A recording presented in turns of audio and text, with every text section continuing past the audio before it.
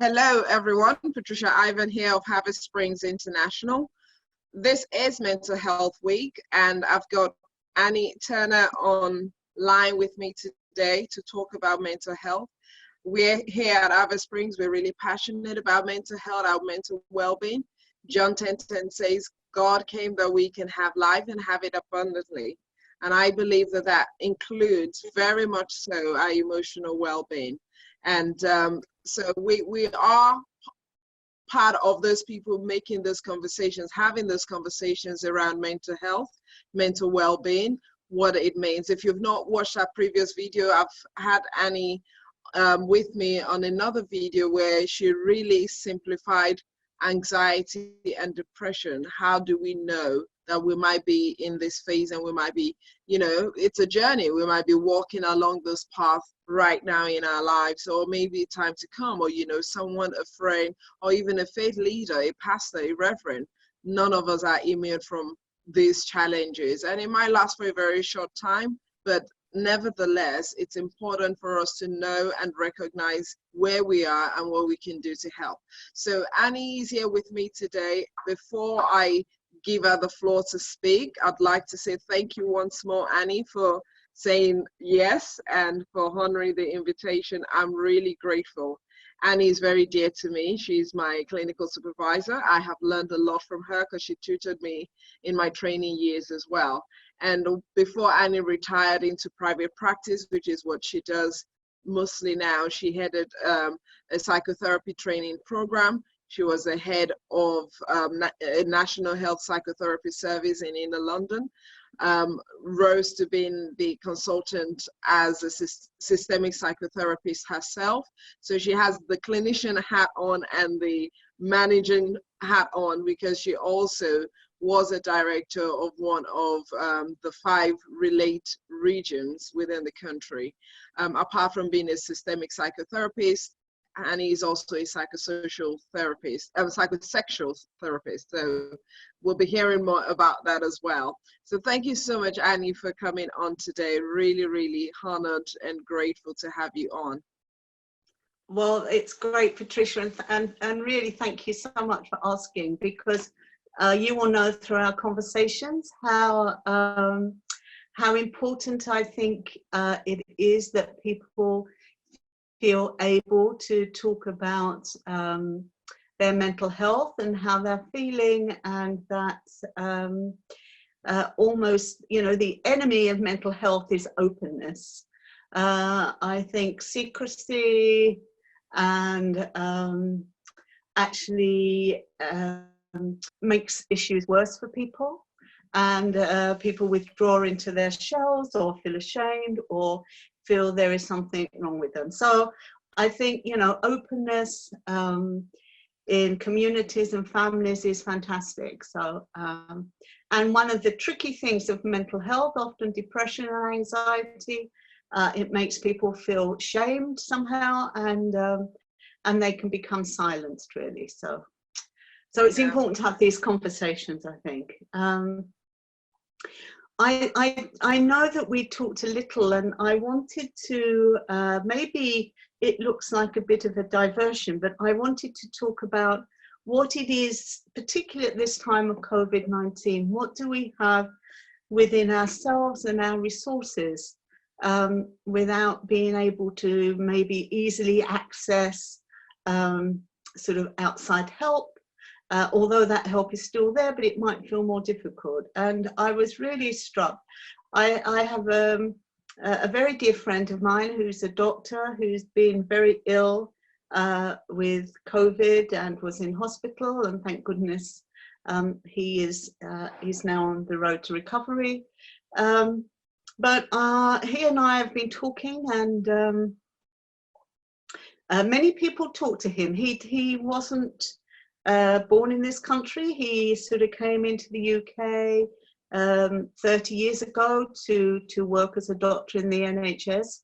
So his sort of family of origin are still in the country that he came from. So we were talking about friendship and how the importance of having people in one's life that you can talk to and call upon, and we were both talking, and I think it's from Matthew, and I was sick and you visited me, and the importance of how one can talk to friends and friendship, and the solace that one can get from people who know you and who can support you. And when maybe your family ties are not just as present as they might be. And I know that, you know, we have Zoom, obviously, and the phone. And obviously in times of COVID, or my friend has a partner, but they both felt, as you can imagine, very alone. And I think people do feel very alone with this illness, and scared. And so the importance of being able to connect with friends, and maybe even if you can just have sort of 10 minutes, a little bit of time a day, just to connect somehow. And that people are there who need and want to be there for you, and, you know, not to feel you're going to be a burden to people, or that you're getting in the way of other people's lives. Because I do think there is something about friendship and friendship over time which creates another form of richness in our lives for us. And so when we talk about what's available to us for help around mental health issues, that and anxiety and depression, I think it's really important not to lose sight of the people who are close to us. It's not always going to be the medical profession who are going to be the people who help you. It can also be, although that's really important, but it can also be friends, and maybe neighbors if they're your friends. I know one needs to do a little bit of thinking about who you're going to talk to, but I am thinking about the friends that we have in communities, and obviously in faith communities, the importance of seeking solace and giving solace to others, really. Yeah. So, and I guess there are sort of levels of help, I think, and I do think it's really important that if people are feeling very anxious and or depressed, or a bit of both, that to think that they are not the only one who's felt these things. And I guess I think there's a great deal of support amongst faith communities, and I think it's being recognised more and more about the impact of mental health on the individual's life, but also their family life, their ability to work. And so the importance of maybe seeking help, which could be maybe your first port of call will be your pastor. And to be able, I guess, not to feel shame about that, but to, to be helped then to maybe access something through your GP, or if you don't feel comfortable, there is a service that's called IAPT, which is IAPT, which operates across the country. And that's short for Improving Access to Psychological Therapies. So, and what that means are sort of actually being able to talk to somebody, to talk to a professional about how you're feeling. And people won't always be, have to be offered antidepressants, or even if they are, that, not to feel that you have to accept that. But maybe that you would like to talk to somebody. And that's an important service because it does operate throughout the country. And of course it's an NHS service, so there's no cost attached to it. And I think there is something about sharing a burden, really, with another person. and who you can trust is going to hold that in confidence, that is not going to talk to another person about that, but that is just something that you two share. I mean, I suppose I do have to really clarify that, but there is, of course, one of the awful things about really depression that continues and continues. It can lead to people having thoughts of suicide, and those are important things to be paid attention to. So confidentiality, I think what we always say as a psychotherapist, that what you're going to tell me is confidential, unless I think that you are a severe risk to yourself. And then one would need to talk to a GP, and then further help is given, really. So I think those are important things to sort of hold on to. Yeah. I don't know what you think about that, Patricia, in your role, whilst I take a sip. Thank you so much, Annie. Yes, that was really useful to hear. Because I think one of the key things in terms of raising awareness within the community, and with the work I do as well, in terms of mental health workshops and really breaking that silence. I was slightly distracted when you were speaking, because you said something that I wanted to make sure I never lose. And you said the enemy of mental health is openness. And, you know, not being open about it really is what hinders mental health and mental well-being. So for me, that's been my passion, to raise that awareness and let us get these conversations going, and, you know, recognizing where we are and where we want to be. But one of the things, as you were speaking, you were talking about relationships and connecting and staying connected to, you know, not just people that, because sometimes I guess families, we think we have to be connected to them, but I think more what you were saying is whatever friendship, whatever connection that is helpful to you in that moment, stay engaged and connected with it. And I guess in the psychotherapy field, one of the jargons we would use is early intervention, you know, what we can do before it really becomes acute. Because I guess when I'm doing workshops, what I hear often is a description of mental illness that has become acute and may have existed for 10 years or more, that people didn't do anything about it and didn't recognize and address.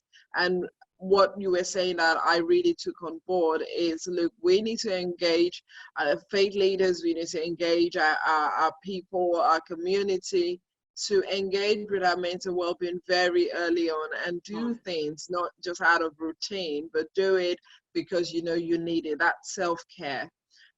So yeah, it's been really useful hearing that. And also about IAPS, I think one of the things that's really important is that people can self-refer. You don't need a GP to refer you. So that's been really useful, really useful. Okay. I don't know, sorry. No, please go on. And maybe it's also really important to think about the work that faith communities are involved in at the moment, and certainly within the NHS, I was part of a sort of a group of people that we call community networks for family care, and which was also thinking about mental health. And as you will know, that there were a number of faith leaders. I think altogether we trained 50 faith leaders from the Black majority churches, and also some faith leaders in the Muslim community. So to equip people with, I guess, some skills in how to work with people who have got some difficulties or some struggles in their life, but without getting so overwhelmed by it that that, you know, faith leaders themselves could feel maybe overburdened or not quite knowing what you do with that information. And I think that's been a very interesting journey, and that's predominantly been in Wandsworth, in London. Yeah. That is really useful. Thank you, Annie, for sharing that, because I think it's, I'm sure there are faith leaders that will be listening to this and wondering how they could be a bit more equipped in dealing with, you know, those kind of challenges within their community. So it will be useful to know whether there are ways they can connect with such initiative. I know that initiative has been primarily based in Wandsworth, and whether or not there are other networks or even stemming from Wandsworth that they could connect with.